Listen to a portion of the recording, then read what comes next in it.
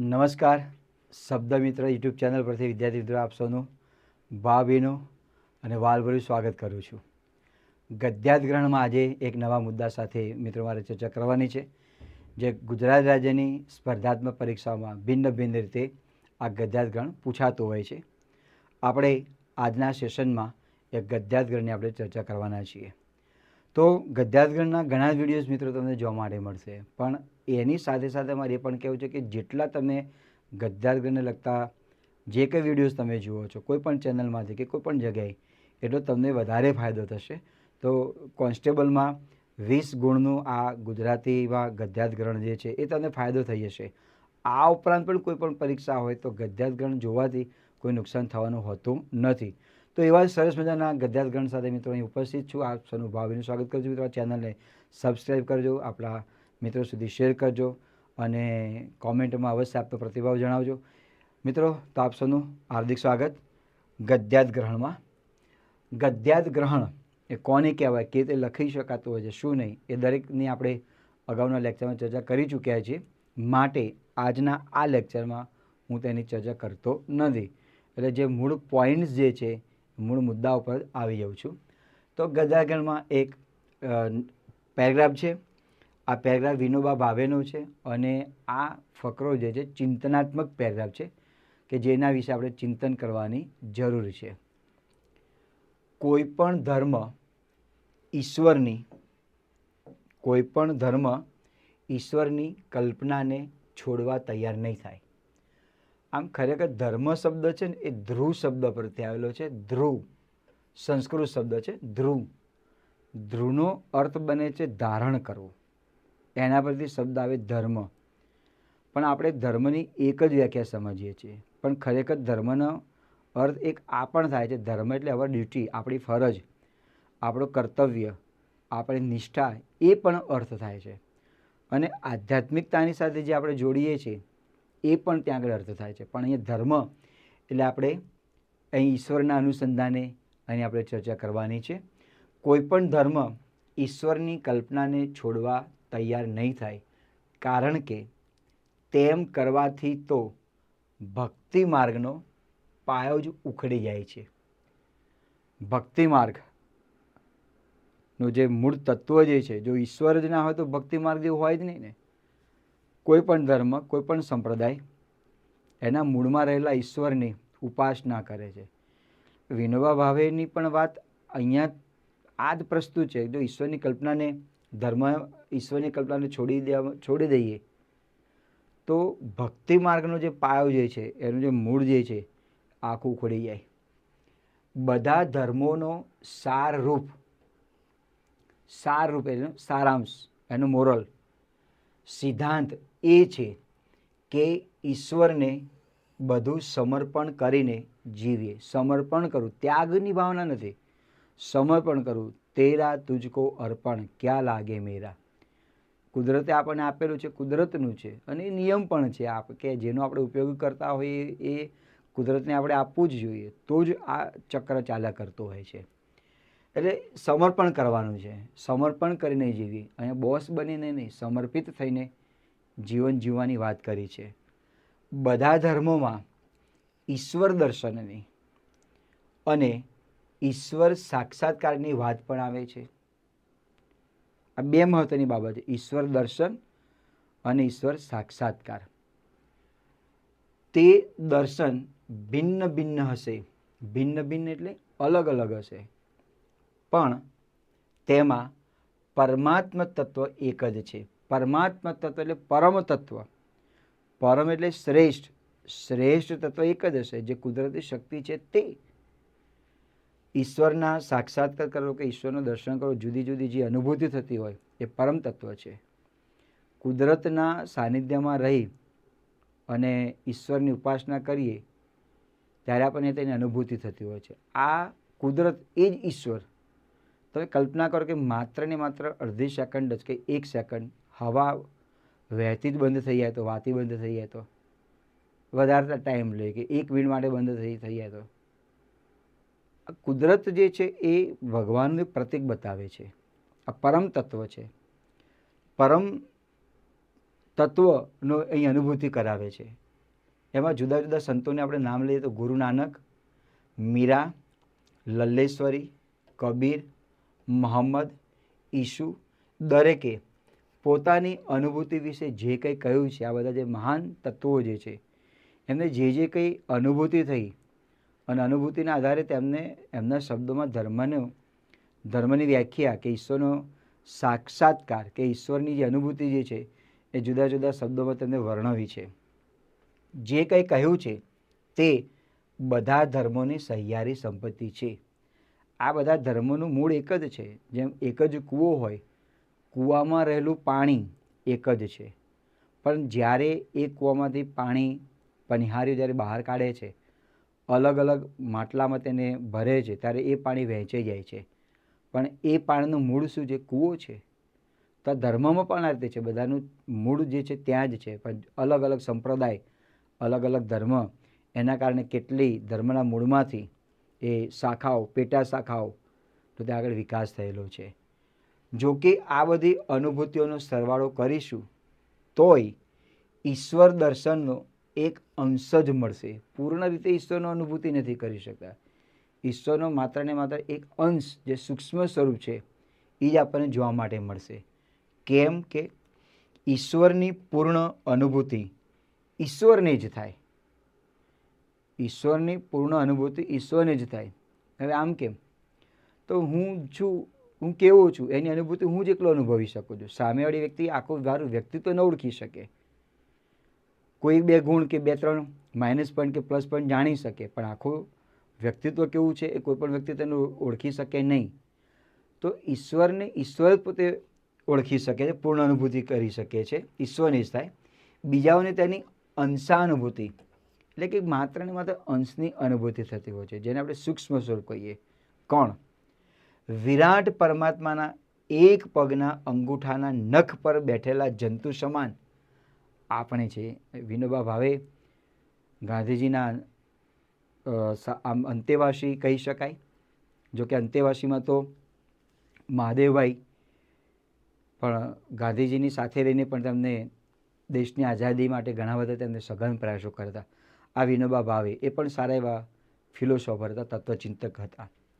એટલે એમને વિનોબા ભાવે એ કહ્યું છે કે એક પગના અંગૂઠાના નખ પર બેઠેલા જંતુ સમાન આપણે છે. આપણું જે કદ કેટલું છે, ઈશ્વર તો વિરાટ છે, અને એમનો જે પગનું જે અંગૂઠું છે અને અંગૂઠાના નખ પર બેઠેલા જંતુ સમાન આપણે છે. એટલે આનો અર્થ એવો થયો કે ઈશ્વર પરમાત્મા જે છે વિરાટ છે, અને આપણે તો માત્ર ને માત્ર એનું સૂક્ષ્મ સ્વરૂપ જ છીએ. તો આ રીતે મિત્રો વિનોબા ભાવેનો આજે ધર્મ વિષયની જે એમની ફિલોસોફી જે છે એ ધર્મ વિષયની ફિલોસોફીની અંદર આપણે આ સમજ્યા પછી એના કેટલાક એમસીક્યુના આપણે જે મુદ્દા જે છે એની આપણે ત્યાં આગળ વાત કરીએ. આ ચિંતનાત્મક ગદ્યાદગ્રહણ છે. તો જોઈએ, પ્રશ્નાર્થ છે કે કોઈ પણ ધર્મ ઈશ્વરની કલ્પના છોડવા કેમ તૈયાર નહીં થાય?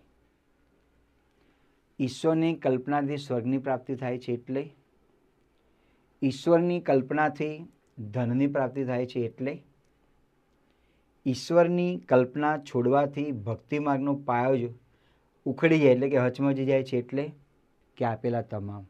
બહુ આનો સીધો જવાબ આપણને જોવા માટે મળ્યો. બીજી કે ત્રીજી પંક્તિમાં વિનોબા ભાવે એમને વિચારોને ત્યાં પ્રદર્શિત કર્યા અને કહ્યું કે જો કોઈ પણ ધર્મ ઈશ્વરની કલ્પના છોડવા માટે તૈયાર નહીં થાય, કેમ? જો ઈશ્વરની કલ્પના છોડવા માટે તૈયાર થાય તો શું થાય? કે ઈશ્વરની કલ્પના છોડવાથી ભક્તિ માર્ગનો પાયો જ ઉખડી જાય. ઈશ્વરની કલ્પના જ ન હોય તો વ્યક્તિ કોની પૂજા કરે, કોનું ધ્યાન ધરે?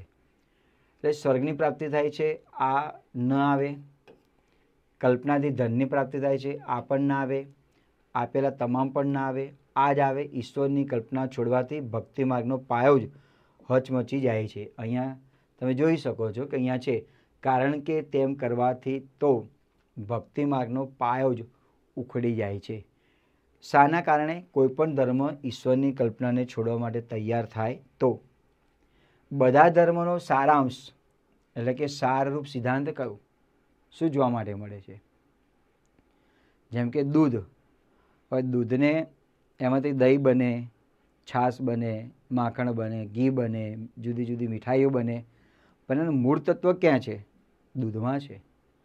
એમ નરસિંહ મહેતા પણ કહેલું છે, નંતે તો હેમનું હેમ, નામરૂપ જુજવા. અને ઘણા બધા નામ છે. ઘાટ ઘડ્યા પછી એને ઘાટ આપવામાં આવે પણ એના નામ અલગ અલગ છે, પણ માત્ર અંતે તો હેમનું હેમ હોય. હેમ એટલે સોનું. એ સોનામાંથી વીંટી બને, દોરો બને, કંદોરો બને, પણ અંતે તો શું છે? સોનું છે. તો આનો સારાંશ શું છે? ઈશ્વર પાસેથી બધું માગી લેવું, ઈશ્વરને બધું સમર્પણ કરીને જીવવું, ઈશ્વરની પ્રાર્થના કરવી, કે એક પણ નહીં? એક પણ નહીં તો આ તો આવે નહીં. ઈશ્વર પાસેથી બધું માગી લેવું, આવું આ લેખકે કહ્યું નથી. હવે આપણી પાસે બે ઓપ્શન છે, બી અને સી. એટલે કદાચ એવો આભાસ થાય કે ઈશ્વરને પ્રાર્થના કરવી એવું થાય. ના, અહીંયા લેખક એવું કહેલું છે કે ઈશ્વરની જે અનુભૂતિ જે છે એ ત્યારે આપણને થાય કે જ્યારે બધા ધર્મનો સારરૂપ સિદ્ધાંત એ છે કે ઈશ્વરને બધું સમર્પિત કરીને જીવવું, એટલે કે ઈશ્વરને બધું સમર્પણ કરવું. એટલે સાચો ઉત્તર આપણો આ આવશે, ઈશ્વરને બધું સમર્પણ કરીને જીવવું. ઈશ્વરને પ્રાર્થના કરવી આ આવે નહીં. એટલે આપણી પાસેનો સાચો ઉત્તર બી છે, ઈશ્વરને બધું સમર્પણ કરીને જીવવું. સમર્પણ કરીને જીવવું એટલે દાસ્ય ભાવના, દાસી ભાવના થઈ. જેમ કબીર છે, મીરા છે, નરસિંહ મહેતા છે, જે ભક્તિ સાહિત્યકારો થઈ ગયા, એમને દાસ ભાવનાથી ઈશ્વરની તેમને ભક્તિ કહે છે. આ માલિકીપણાથી નહીં. અને જે માલિકીપણાથી ભક્તિ કરે એ ઈશ્વર પ્રાપ્ત થતા હોતા નથી. બીજું છે, બધા ધર્મોમાં કઈ કઈ વાતો આવે છે. બધા ધર્મોની અંદર કઈ કઈ વાતો આવે છે. તો કઈ કઈ વાતો આવે છે? પહેલું આપેલું છે કે તે દર્શન એક જ હશે, પણ તેમાં પરમાત્મા તત્વ ભિન્ન ભિન્ન છે. ઈશ્વરની પૂર્ણ અનુભૂતિ મનુષ્યને થાય છે.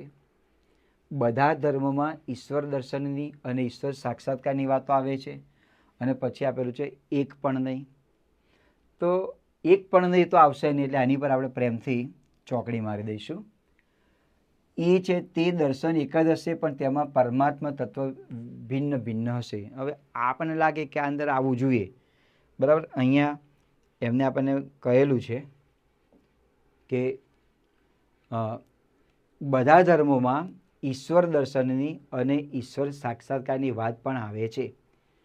તે દર્શન ભિન્ન ભિન્ન હશે, પણ તેમાં પરમાત્મા તત્વ એક જ છે. હવે ખરેખર આપણો જે ઉત્તર જે છે એ અહીંથી શરૂ થાય છે. બધા ધર્મોમાં ઈશ્વર દર્શનની અને ઈશ્વર સાક્ષાત્કારની વાત આવે છે. એટલે આપણે પ્રશ્નમાં આ રીતે આગળ પૂછેલું છે કે કોઈ પણ બધા ધર્મમાં કઈ બાબત આવે છે? તો આ આવશે આન્સર, બધા ધર્મોમાં ઈશ્વર દર્શનની અને ઈશ્વર સાક્ષાત્કારની વાતો આવે છે. એટલે ઓપ્શન સી એ સાચો છે. ઈશ્વરની પૂર્ણ અનુભૂતિ મનુષ્યને થાય છે, આ નહીં આવે. હવે આ જે છે તે દર્શન એક જ હશે, પણ અહીંયા ઈશ્વરના દર્શનની વાત કરી છે. દર્શન કોઈને થાય તો ભિન્ન ભિન્ન રીતે થતા હોય છે. પ્રશ્ન પૂછેલો છે કે બધા ધર્મોમાં કઈ કઈ વાતો આવે છે? બધા ધર્મોમાં આ વાતો આવે છે, ઈશ્વર દર્શનની અને ઈશ્વર સાક્ષાત્કારની વાતો આવે છે. અંતિમ પ્રશ્ન છે કે ગદ્યખંડમાં કોને બધા ધર્મોની સહિયારી સંપત્તિ કહેવામાં આવી છે? કોને બધા ધર્મોની સહિયારી સંપત્તિ કહેવામાં આવી છે? સંપત્તિ એટલે મિલકત, પણ આગળ કઈ મિલકત એ રહીએ? અહીંયા સંપત્તિ જે છે એ સંપત્તિ એટલે કઈ? તો આપણે જોઈએ કે ગદ્યખંડમાં કોને બધા ધર્મોની સહિયારી સંપત્તિ કહેવામાં આવી છે? ગુરુ નાનક, મીરા, લલ્લેશ્વરી, કબીર, ઈસુ. દરેકે ઈશ્વર પ્રત્યે પોતાની અનુભૂતિ વિશે જે કંઈ કહ્યું છે તે, બધા ધર્મોની પ્રાર્થનાને, બધા ધર્મના રીત રિવાજને, અને આપેલું છે પછી એક પણ નહીં. તો ગદ્યખંડમાં કોને બધા ધર્મોની સહિયારી સંપત્તિ કહેવામાં આવી છે? હવે અહીંયા તમે જો બધા ધર્મોની પ્રાર્થના જે છે એ નહીં આવે, બધા ધર્મના રીત રિવાજ એ પણ નહીં આવે. આન્સર એ આપણો સાચો છે. ગુરુ નાનક, મીરા, લલ્લેશ્વરી, કબીર, મહંમદ, ઈસુ દરેકે ઈશ્વર પ્રત્યે પોતાની અનુભૂતિ વિશે જે કંઈ કહ્યું છે તેની. હવે અનુભૂતિ વિશે જે જે કંઈ કહ્યું છે એનો અર્થ એવો થયો કે આ જે આ ગુરુ નાનક, મીરા, લલ્લેશ્વરી આ બધા જે છે એમને જે ભક્તિ જે રીતે એમને ભક્તિ કરી અને એમને જે ઈશ્વરની અનુભૂતિ કરી, ઈશ્વરનો અનુભવ થયો, આ જે છે એ બધી સંપત્તિ અનુભૂતિ જે છે એ આપણી સહિયારી સંપત્તિ કહેવામાં આવે છે. તો બધા ધર્મની પ્રાર્થનાને એ સહિયારી સંપત્તિ ના આવે, કારણ કે જે ધર્મ સંપ્રદાય જો અલગ અલગ હોય એમ પ્રાર્થના પણ અલગ અલગ હોય. બધા ધર્મના રીત રિવાજ એ પણ અલગ અલગ છે, એટલે એ પણ ના આવે. એક પણ નહીં તો બિલકુલ ત્યાં આગળ આવશે નહીં. હવે ત્યાર પછીનો પ્રશ્ન છે આ અંતિમ છે કે ગદ્યખંડ મુજબ આપણે કોના જેવા છીએ? તો પેરેગ્રાફ આપણે જ્યારે વાંચન કર્યું ત્યારે તમને ખ્યાલ પડ્યો છે કે લખેલું છે કે વિરાટ પરમાત્મા જે છે તેના પગના અંગૂઠા પર બેસેલા સૂક્ષ્મ જંતુ જેવા છીએ. અંતિમ પંક્તિમાં હતું. તો આપણો જવાબ જે છે એ વિરાટ પરમાત્માના હાથના અંગૂઠાના નખ પર બેઠેલા જંતુ જેવા ના, વિરાટ પરમાત્માના એક પગના અંગૂઠાના નખ પર બેઠેલા જંતુ જેવા છીએ. હાથનો અંગૂઠો નહીં, પગનો અંગૂઠો. પગના અંગૂઠાના નખ પર બેઠેલા જંતુ જેવા છે, સૂક્ષ્મ જંતુ જેવા છે. એ તો વિરાટ સ્વરૂપ છે ને આપણે તો તેની સામે કશું જ નથી. પછી ભગવાનમાં માનવું કે મન ન માનવું, ધર્મમાં માનવું કે ન માનવું, એ દરેક વ્યક્તિ અલગ અલગ બાબત છે. સંસ્કૃતમાં પંક્તિ છે કે તુંડે તુંડે મતિ ભિન્ના. એ તો દરેકની શ્રદ્ધા અંધશ્રદ્ધા એ અલગ બાબત છે, આપણે એની ચર્ચા કરવી નથી. પણ જે ફકરો પૂછેલો છે એના અનુસંધાને આ ઉત્તર સાચો છે કે વિરાટ પરમાત્માના એક પગના અંગૂઠાના નખ પર બેઠેલા જંતુ જેવા છીએ. તો આ રીતે દોસ્તો વિનોબા ભાવેનો જે ધર્મ વિશેનું જે એમનું ચિંતન જે છે એ ચિંતનને આપણે આગળ પૂર્ણ કરીએ છીએ. હવે ત્યાર પછી બીજો એક ગદ્ય આપેલો છે, આપણે એની વાત કરીએ ગદ્યની અંદર. તો બીજા ગદ્યની અંદર આપણે વાત કરીએ તો મિત્રો ગદ્યની અંદરના જે જુદા જુદા જે પ્રકારો જે છે, ચિંતનાત્મક હોય, પછી તમને ચિંતનાત્મકની સાથે સાથે તમને સાહિત્યિકને લગતો જોવા માટે મળતો હોય અને વર્ણનાત્મક પણ જોવા માટે મળતો હોય. એ જે વસ્તુ છે અલગ અલગ છે. પણ આ બીજો ફકરાની આપણે પણ મિત્રો ચર્ચા કરીએ. જ્યારે ગદ્યાર્થગ્રહમાં ઉત્તર લખીએ છીએ ત્યારે જે પેરેગ્રાફ આપેલો છે ને યોગ્ય રીતે સમજવું, વાંચવું ખાસ જરૂરી છે. ઘણી વખત આપણે વાંચતા હોઈએ તો જેમ પેલો ભમરો ગુંજન કરીને આમ કરીને આપણે વાંચી લઈએ, એટલે ખરેખર એમાં શું કહેવામાં આવેલું છે કે શું નથી કીધું એ આપણને જરાય ખબર પડતી હોતી નથી. તો એવું ન કરતા જે પેરેગ્રાફ આપેલો છે ને યોગ્ય રીતે આપણે જોઈએ, વાંચીએ આપણે ફકરાને. પણ જો મિત્રો તમારી પાસે શબ્દ ભંડોળ હશે ને તો ક્યારેક એવું પણ બનતું હોય છે કે ફકરામાં કોઈ શબ્દ આપેલો છે એનો આપણને ગુજરાતી ખબર નથી. હવે એ શબ્દના ગુજરાતીને જો યોગ્ય રીતે આપણે સમજીએ નહીં તો શું થાય? ફકરામાં શું કહેવા માટે માગે છે એને આપણે યોગ્ય રીતે સમજી શકતા હોતા નથી. એટલે વોકેબ ગુજરાતી ભાષાની અંદર શબ્દ ભંડોળને મજબૂત કરો. જોઈએ બીજો પેરેગ્રાફ. આપ સૌનું શબ્દ મિત્ર યુટ્યુબ ચેનલ પરથી ભાવિનું સ્વાગત કરું છું મિત્રો. સાધુ જ્યારે ગામડામાં વિચરે એટલે વિચરવું, એક જગ્યાએથી બીજી જગ્યાએ જવું, એક સ્થળેથી બીજા સ્થળે જવું. સાધુ છે ને કોઈ જગ્યાએ એક સ્થળે રહે જ નહીં. સાધુ ચલતા કા નામ, ચલતી કા નામ સાધુ. સાધુ હંમેશા એક સ્થળે બીજા સ્થળે જતા હોય. તમને લાગે કે આટા ફેરે? ના, ધર્મનો, આધ્યાત્મિક વિચારોનો પ્રસાર કરતા હોય છે, પ્રચાર કરતા હોય છે. વિચરે ત્યારે ગ્રામ દેવતાના મંદિરમાં અગર એટલે અથવા કોઈ ઝાડ તળે પોતાની ધૂણી નાખે. ધૂણી નાખવી એટલે ગોળાકાર કે ચોરસ જેવું બનાવેલું હોય, ઈંટોથી બનાવીને અને લાકડાને સળગાવવામાં આવે ને ધૂણી કહેવામાં આવે. અખંડ ધૂણી એટલે પ્રજ્વલિત હોય એને ધૂણી કહેવામાં આવે. સતત ધૂણી નીકળ્યા કરે. ધૂણી નાખે ત્યાં તેની પરણી ગામના છોકરાઓને વાર્તાઓ દ્વારા લોકજીવનનું અને ભૂગોળનું જ્ઞાન મળે. હવે સાધુ સીમમાં આજે ગ્રામદેવ, દરેક ગામમાં મિત્રો મંદિરો હોય છે સીમાડે. આ ગ્રામ્ય સંસ્કૃતિ છે. ઉમાશંકરભાઈ જોશીએ તો ત્યાં સુધી કહેલું છે કે જે ગામમાં વડલો ના હોય ને તો ગામ નિરર્થક છે. વડલા વગરનું ગામ તમને જોવા માટે મળે જ નહીં. એમ ગામની અંદર સીમાડાની અંદર આ ગ્રામદેવી હોય તો દરેક ગામની અંદર ગ્રામદેવી જોવા માટે મળતા હોય છે. પછી એનું સ્થાનક અલગ અલગ જગ્યાએ એમને રાખેલું હોય, પણ ગ્રામદેવી હોય. તો સાધુ જ્યારે ત્યાં ધૂણી દખાઈને બેઠા હોય ત્યારે એના પરથી આપણને લોકજીવનનું ને ભોગોનું જ્ઞાન મળે. વેપારીઓને વેપારની માહિતી મળે. શૂરવીરને પોતાની બહાદુરીની કદર ક્યાં થઈ શકે તેમ છે તે જાણવાનું મળે. ગામની ડોશીઓના વૈદકના જ્ઞાનમાં ઉમેરો થાય. આ સાધુ મારફતે આ બધી માહિતી મળે. જ્ઞાની છે. દુનિયાના રોગ મટે અને ઘણીવાર ગામના જૂના મંદિર કે ધર્મશાળાનો જીર્ણોદ્ધાર પણ થાય. જીર્ણ વત્તા ઉદ્ધાર એવી સંધિ છૂટી પડે. જીર્ણ વત્તા ઉદ્ધાર એટલે આમ તો એવું થાય કે જે જીર્ણ થઈ ગયેલું છે તેનો ઉદ્ધાર કરવો. ઉદ્ધાર કરવો એટલે તેનું સમારકામ કરવું. ખંડિત વસ્તુ જે થઈ ગયેલી છે એનું નવસર્જન કરવું. જીર્ણોદ્ધાર પણ થાય. પતંગિયું જોડની ધ્યાનમાં રાખો. જેમ એક ફૂલ ઉપરથી બીજા ફૂલ ઉપર બેસી ઝાડને સુફલિત કરે છે, એને ખીલવે છે, સુફલિત કરે છે, તેમ સાધુઓ એક પ્રદેશમાંથી બીજા પ્રદેશમાં વિચરીને સંસ્કૃતિની આપલે કરનારી વણઝાર બને છે. વણઝાર એટલે આમ વણઝાર તો ઊંટની એકસાથે હારમાળા જતી હોય એને પણ વણઝાર કહેવામાં આવે, પણ એ વણઝાર એટલે કડી આપણે કહીએ. કારણ કે સાધુ જે છે, સંન્યાસી જે છે, તો મેં કહ્યું કે ચલતી કા નામ ગાડી, જે ચલન કરે છે એ સાધુ છે. ચલતી કા નામ સાધુ. એ કોઈ જગ્યાએ સ્થિર ના રહે, મહિનો 2 મહિના રહે પછી બીજા ગામે સ્થળાંતર કરતા હોય તો આમનામ સંસ્કૃતિ જ્ઞાન એનો વિકાસ થવા માંડે.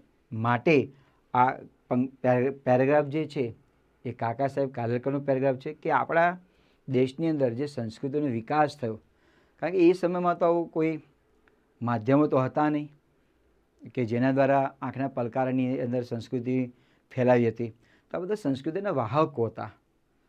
તો સમાજના વણઝાર બને છે અને દેશે દેશ સંસ્કૃતિની પેઠો ઉગાડે છે. જે તે દેશની, જે તે જિલ્લાની, જે તે રાજ્યની, જે તે ગામની જે સંસ્કૃતિ જે છે એ સંસ્કૃતિ ખોલે, જણાવે અને આપણને ખ્યાલ પડે. એટલે બીજા શબ્દોમાં એમ કહું મારા મત પ્રમાણે તો આ સાધુ જે છે એ માહિતી પ્રસારણ કહેવામાં આવતું. સંસ્કૃતિનું વર્ણન કરે, રિવાજો કયા સારા કયા ખરાબ, કેવી રીતે માનસિક શાંતિ મેળવવી વગેરે વગેરે જે કંઈ જ્ઞાન આપતા આ માહિતી પ્રચારક હતા, માહિતી પ્રસાધન હતા. અને દેશે દેશ સંસ્કૃતિની પેઠો ઉગાડે છે. સમાજના ઉચ્ચ અને સંસ્કારી વર્ગના લોકો ગૃહ લોલુપ થયા. સંયમની સ્વાદ તેમનામાંથી લોપ પામ્યો. સંયમનો સ્વાદ તેમનામાંથી લોપ પામ્યો અને તેથી સાધુ વર્ગમાંથી પણ સારા લોકો ઓછા થયા. આમ તો કોઈએ પ્રશ્ન પૂછ્યો એક સાધુને કે સાધુ કોને કહેવાય? એમને એક જ શબ્દમાં કહ્યું કે જેનું જીવન સાદું એનું નામ સાધુ. જેનું જીવન સાદું એનું નામ સાધુ. હવે અહીંયા હળવી ટીકા છે કે સાધુ બન્યા પણ જેમ જેમ સમય થતો ગયો એમ શું થયું, ઉચ્ચ અને સંસ્કારી વર્ગના લોકો એમને સંસાર માળ્યો, ગૃહલોલુપ થયા, ગૃહાસ્થાશ્રમમાં જવા માંડ્યા. સંયમ જે હતો એનો સ્વાદ જે છે એમાંથી લોપ પામ્યો, સંયમ ન રાખવા માંડ્યા અને પરિણામ શું થયું કે સાધુ વર્ગમાંથી જે સારા લોકો હતા એ ઓછા થયા. એટલે જે ખરેખર સમાજને જગાડવાનું જે કામ કરે છે એ જે સાચો સાધુ જે કહેવામાં આવે એ વર્ગ ઓછો જોવા માટે મળ્યો. અને પરિણામે શું થયું? સમાજ આળસુ, વિષયાસક્ત એટલે ભોગવિલાસમાં, ભૌતિક ભોગવિલાસમાં આપણે બધા ડૂબી ગયા. અને ભૌતિક ભોગવિલાસમાં ડૂબવાને કારણે માણસનું જે વિચારો જે છે એ કુંઠિત બની ગયા અને કુંઠિત બનવાના કારણે જાત ન સાંભળ્યું એવા પરિણામો આપણે જાત જાતના ને ભાત ભાતના જ આપણે સાંભળીએ છીએ. એટલે તમે વિચારો કે જે સાચો સંન્યાસી હતો એ સમાજને ખરેખર સુધારવાનું કામ કરતો. સમાજ આળસુ બન્યો, વિષયાસક્ત બન્યો અને લાલચુ બન્યો. સાધુની કદર કર્યા વગર ધર્મનું પુણ્ય ખિસ્સામાં પડે એટલા જ હેતુથી સાધુનું પાલન થવા લાગ્યું. હવે અહીંયા પણ કાકા સાહેબ કાલેલકરે હળવી ટીકા કરી છે કે સાધુ બન્યા પણ કેવી, કોઈ સાધુની કદર નથી કરી, અને સાધુની કદર કરાવીને કે આ સંત જે છે, આ સાધુ જે છે કે સંસ્કૃતિ વાહક છે, યોગ્ય છે, અયોગ્ય છે, એ કોઈ કદર કરે નહીં. અને કદર એટલે આમ ઇજ્જત થાય, પણ કદર એટલે એનું મૂલ્ય ન કર્યું. ધર્મનું પુણ્ય ખિસ્સામાં પડે એટલા જ હેતુથી સાધુ છે પગે લાગો, દાન દક્ષિણા આપી નાખો, એમના જે સારા ગુણો છે એ લેવાના નહીં. એમ કરી અને ખાલી માત્ર ને માત્ર આંશિક પુણ્ય કમાવાનો તેમનો પ્રયાસ કર્યો, અને પરિણામે શું થયું, સાધુઓનું પાલન થવા લાગ્યું. એટલે આટલા જ માટે આપણે સાધુઓને માનીએ છીએ. એ સાધુ યોગ્ય છે, અયોગ્ય છે, એવી રીતે આપણે તેની કોઈ કદર કરી નથી. શાસ્ત્ર જાણે છે, ધર્મ જાણે છે, ધર્મના મૂળ સુધી પહોંચેલા છે, એવું કશું જાણે નથી. એમને જે ધાર્મિક ગ્રંથો જે છે તેમનો અભ્યાસ કરેલો છે, ઊંડા ઉતર્યા છે કે શું નહીં, આમાં પછી કોઈ વાડ ના આવે. એ ઘણા સૂફી સંતો પણ એવા છે કે જેમને અન્ય સંસ્કૃતિનો પણ અભ્યાસ કર્યો હતો, અન્ય ધર્મનો પણ અભ્યાસ કર્યો હતો. ઘણા હજુ પણ એવા છે કે જે અન્ય ધર્મોનો, જે પોતાનો તો ધર્મ હોય એની સાથે સાથે બીજા ધર્મનો પણ અભ્યાસ કરે છે, કુંઠિત ના હોય. એટલે આજે સાધુની વ્યાખ્યા કેવી થઈ ગઈ, એની કદર નથી કરતા, પણ માત્ર ને માત્ર એ પુણ્ય કમાવાનું એક સાધન રાખેલું છે, એ છે, બીજું કશું આપણે ત્યાં કર્યું નથી. એટલે સમાજની જે વિચારસરણી જે છે એ કુંઠિત થવા લાગી. ઓકે મિત્રો, તો કાકા સાહેબ કાલેલકરનો આ જે પેરેગ્રાફ જે છે એ ચિંતનાત્મક પેરેગ્રાફ છે. કેવો પેરેગ્રાફ છે? ચિંતનાત્મક. તો આપણે એને કેટલાક એટલા જે MCQ આપેલા છે આપણે જોઈએ. પહેલો પ્રશ્ન છે કે ઉપરોક્ત ગદ્યખંડ મુજબ સાધુઓ એનું નિવાસસ્થાન ક્યાં રાખતા? આમ તો ગામડે ગામડે આવતા હોય એટલે આ જે મંદિર મહાદેવ હોય ત્યાં રહે, અને ક્યારેક ગામને પાદરે જે વડલો હોય તો ઓટલો હોય તો ત્યાં પણ ધૂણી ખાઈને બેસી જતા હોય છે. જોઈએ એમાં ઓપ્શનમાં શું છે? રાજાના મહેલમાં? ના, મહેલમાં રહે તો થોડી સાધુ ગણાય. નગર શેઠની હવેલીમાં? બરાબર, એ પણ જરા નહીં. ગામના ગ્રામ દેવતાના મંદિરમાં કે કોઈ ઝાડ તળે અને ગરબીની ઝૂંપડીમાં? તો આપણને આ લાગે આ એ અને બી તો આવતા નથી. ગરીબીની ઝૂંપડીમાં, ગરીબીની ઝૂંપડીમાં. રાજાના મહેલમાં ના આવે, નગર શેઠની હવેલીમાં ના આવે, ગરીબની ઝૂંપડીમાં ના આવે, પણ ક્યાં રહેતા? ગામના ગ્રામ દેવતાના મંદિરમાં કે કોઈ ઝાડ તળે. પછી આ સાધુને લાગે કે આ ગામને મેં યોગ્ય માર્ગદર્શન, સંસ્કૃતિના દર્શન કરાવી દીધેલા છે, એટલે એ ગામ છોડી અને બીજે ગામ જતા. આ સાધુ હતા. સાધુઓને કોની સાથે સરખાવવામાં આવ્યા છે? પતંગિયા સાથે, સંસ્કારી વર્ગના ઉચ્ચ લોકો સાથે, શૂરવીરો સાથે કે શિક્ષક સાથે? તો શિક્ષક સાથે પણ નહીં. અહીંયા છે પતંગિયું જેમ એક ફૂલ ઉપરથી બીજા ફૂલ ઉપર બેસે, દૂર શબ્દ ના આવે, ફૂલ આવે, બીજા ફૂલ ઉપર બેસી ઝાડને સુફલિત કરે છે, તેમ સાધુઓ એક પ્રદેશમાંથી બીજા પ્રદેશમાં વિચરીને સંસ્કૃતિની આપલે કરનારા વણઝાર બને છે. તો સાચો ઉત્તર જે છે એ સાચો ઉત્તર આપણો આવશે પતંગિયા સાથે. પતંગિયું જે છે એ પરાગરજનો વાહક છે. આપણને ખબર છે સ્ત્રીકેસર ને પુકેસર ને એક જગ્યાએ બીજી જગ્યાએ જાય, તો એ પતંગિયા સાથે સરખાયેલા છે. સાધુનું કામ આ છે સંસ્કૃતિનો વિકાસ કરવાનો, માનવીનો જે વિનાશ થતો હોય એને અટકાવવાનો અને એને યોગ્ય માર્ગ તરફ વાળવાનો. સાધુ વર્ગમાંથી સારા લોકો કેમ ઓછા થયા? એમાં બી ઓપ્શન નહીં આવે. સંસ્કારી વર્ગના ઉચ્ચ લોકો સાથે આ ના આવે. શૂરવીરો સાથે ના. હવે અહીંયા ક્યાં સાધુઓને કોઈ સાથે ઝઘડવાનું છે તો શૂરવીરો આવે. પતંગિયા જે વાહક છે. અને શિક્ષક સાથે ના, શિક્ષક સાથે નહીં, સંસ્કારી વર્ગના ઉચ્ચ લોકો સાથે નહીં, શૂરવીરો સાથે નહીં. સાચો આપણો ઉત્તર છે પતંગિયા સાથે. સાધુ વર્ગમાંથી સારા લોકો કેમ ઓછા થયા? કોઈ રસ ન લાગ્યો માટે કેમ ઓછા થયા? જ્ઞાનની ઉણપ થઈ જવાને કારણે. ઉણપ એટલે ઓછપ.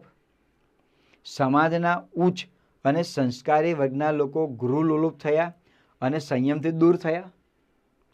સમયાંતરે લોકોમાં લાલચ આવી જવાના કારણે કે આપેલા તમામ તો બિલકુલ આવે નહીં, લાલચ આવી જવાને કારણે આવે નહીં. આ જે પેરેગ્રાફમાં જે પંક્તિ આપેલી છે એ પેરેગ્રાફની પંક્તિ પ્રમાણે આ એનો ઉત્તર સાચો છે. આ ઉત્તર છે સમાજના ઉચ્ચ અને સંસ્કારી વર્ગના લોકો ગૃહલોલુપ થયા, સંયમને સ્વાદ તેમનામાંથી લોપ પામ્યો. એ જે છે એનો ઉત્તર આવશે. સમાજના ઉચ્ચ અને સંસ્કારી વર્ગના લોકો ગૃહલોલુપ થયા તેમજ સંયમથી દૂર થયા. આ જે ઓપ્શન જે છે એ તેનો સાચો ઓપ્શન છે. સાધુ વર્ગમાંથી સારા લોકો કેમ ઓછા થયા? તો આ કારણ છે કે સમાજના ઉચ્ચ અને સંસ્કારી વર્ગના લોકો ગૃહલોલુપ થયા તેમજ સંયમથી દૂર થયા. જ્ઞાનની ઉણપ થઈ જવાને કારણે ના, આ પણ ના આવે. પણ ગૃહસ્થાશ્રમમાં પ્રવેશ કર્યા, જે સંયમ હતો એ સંયમને દૂર કર્યો. ખાવા પીવાથી માંડીને દરેક બાબતમાં સંયમ, એ સંયમમાં રહી શક્યો નહીં. માટે સાધુ વર્ગમાંથી સારા લોકો ઓછા થયા. હવે આ ગદ્યખંડ યોગ્ય શીર્ષક મારે આપવું છે, તો એને લગતું યોગ્ય શીર્ષક કયું આપી શકાય? સાધુ ધર્મજ્ઞાની. તો પહેલી નજરે એવું લાગે કે આ તો ધર્મના જ્ઞાની જ છે ને, તો ભાઈ ઉભા રહો, એ ઉત્તર આવે નહીં. સાધુ રક્ષક, તો આપણને એ પણ લાગે કે હા સાધુ એટલે ધર્મના રક્ષક, તો આ પણ ના આવે. સાધુ ધર્મના પ્રચારક, તો એ પણ આપણને લાગે કે તો ધર્મના પ્રચારક જ થાય ને, એ ના આવે. ના, આ પણ ના આવે. આપણી પાસે ઓપ્શન વધેલો છે બી, સાધુ એ સંસ્કૃતિના પ્રચારક છે. કઈ રીતે? આપણે વાત કરી કે ગ્રામદેવી કે ઝાડ તળે બેસી અને એક પતંગી જેમ બીજા ફૂલ ઉપર બેસે તે આ સાધુ એક ગામથી બીજે ગામ જઈ ધર્મની સંસ્કૃતિનો પ્રચાર કરતા. એ વખતે આવા સાધનો નહોતા, ટીવી મોબાઈલ કે એવું નહોતું. એટલે કે મીડિયાના જે સાધનો કહેવાય ને, પ્રચાર માધ્યમ, સોશિયલ મીડિયા એવું કશું હતું નહીં. એટલે જે સાધુ સંતો હતા એ પણ જ્ઞાની હતા અને ધર્મની મર્યાદામાં રહી અને દરેક કાર્ય કરતા અને સંસ્કૃતિનો ફેલાવ કરતા. માટે જે તે ધર્મ હોય, જે તે સંપ્રદાય હોય, એની સાચી સંસ્કૃતિ શું છે એની એકદમ સચોટ અને સત્ય માહિતી આપતા. આવું અદ્ભુત મિત્રો કાકા સાહેબ કાલેલકરે આપણને આ પેરેગ્રાફમાં વાત કરી છે. અને સાધુ સંન્યાસી દરેક ધર્મ સંપ્રદાયમાં છે, તો સંસ્કૃતિનો એક પાયો ગણવામાં આવતો હોય છે. સૌથી પહેલાં તો આપણે સાધુને વંદન કરીએ છીએ, પછી પરમાત્માને આપણે વંદન કરીએ છીએ. કારણ કે આપણને ખબર છે કે પરમાત્માના દર્શન ક્યારે થશે? સાધુના માધ્યમ થકી, એટલે કે ગુરુના માધ્યમ થકી. માટે કબીરે કહેલું ને કે ગોવિંદ, માટે આપણને કબીરે એક દોહામાં કહેલું છે કે ગુરુ ગોવિંદ દોનો ખડે કિસકો લાગુ પાય. ગુરુ પણ ઊભા છે અને ગોવિંદ પણ ઊભા છે. તો છેલ્લે તો એવું કહે છે કબીર કે ગુરુ કી બલિહારી જૈસે ગોવિંદ મુझे મિલો. ગોવિંદની બલિહારી છે, ગુરુની બલિહારી છે, માટે પોતે ભગવાનના દર્શન કરી શકે. એટલે ગુરુ એટલે સાધુ પણ થઈ શકે. જે આપણને જ્ઞાન આપે છે આપણો સાધુ છે, જે આપણને જ્ઞાન આપે છે તે ગુરુ છે. ગુરુ તમે મેથેમેટિક્સમાં તમે જુઓ તો ગુરુ એટલે ગ્રેટર દેન આપણે કહીએ છીએ. જે જ્ઞાનમાં આપણા કરતાં મોટા છે એ ગુરુ કહેવામાં આવે. અને જેનું જીવન સાદું છે એ સાધુ છે. અને જે સંસ્કૃતિ ધર્મની મર્યાદામાં રહી અને યોગ્ય સચોટ રીતે જે સંસ્કૃતિને ફેલાવે છે એ ખરેખર સાધુ છે. તો આવા કાકા સાહેબ કાલેલકરના એક અદ્ભુત ગદ્યાર્થ સાથે મિત્રો આજનું જે ગદ્યાર્થ જે છે એને હું વિરામ આપું છું. હવે આવા અવનવા વિડીયોઝ જોવાને માટે મિત્રો ચેનલને લાઇક્સ કરજો, સબસ્ક્રાઈબ કરજો, તમારા મિત્રો સુધી શેર કરજો, કોમેન્ટમાં અવશ્ય આપના પ્રતિભાવ જણાવજો. અને કે જેના કારણે જે તે પરીક્ષા હશે એ પરીક્ષાના અનુરૂપ આ ચેનલમાં એવા અવનવા તમને વિડીયો મૂકવામાં આવશે. બીજી વસ્તુ કે મિત્રો શબ્દમિત્ર યુટ્યુબ ચેનલ માત્ર ને માત્ર ગુજરાતી વિષય પૂરતી છે, એટલે અન્ય વિષયની અપેક્ષા રાખવી નહીં. કારણ કે આ ચેનલ જે છે એમાં માત્ર ને માત્ર હું એટલે કે જગદીશ દવે એ માત્ર ગુજરાતીના જે વિડીયો જે છે એને જ આપ સુધી જ્ઞાનના એક ઝરણા તરીકે આપ સુધી વહેતું કરવાની માટે તત્પર છે. માટે ત્યાં સુધી પહોંચે અને ઝરણામાં જ્ઞાનમાં જે જ્ઞાનરૂપી ઝરણું જે છે એમાં ડૂબકી મારો અને આપ પણ જ્ઞાની બનો એવી શુભેચ્છા સાથે મિત્રો આપ સૌનો ખૂબ ખૂબ આભાર. જય હિન્દ, જય જય ગરવી ગુજરાત અને ધન્યવાદ. પુનઃ નવા વિડીયો સાથે મિત્રો મળીશું. ત્યાં સુધી પ્રતીક્ષા કરજો. જય હિન્દ.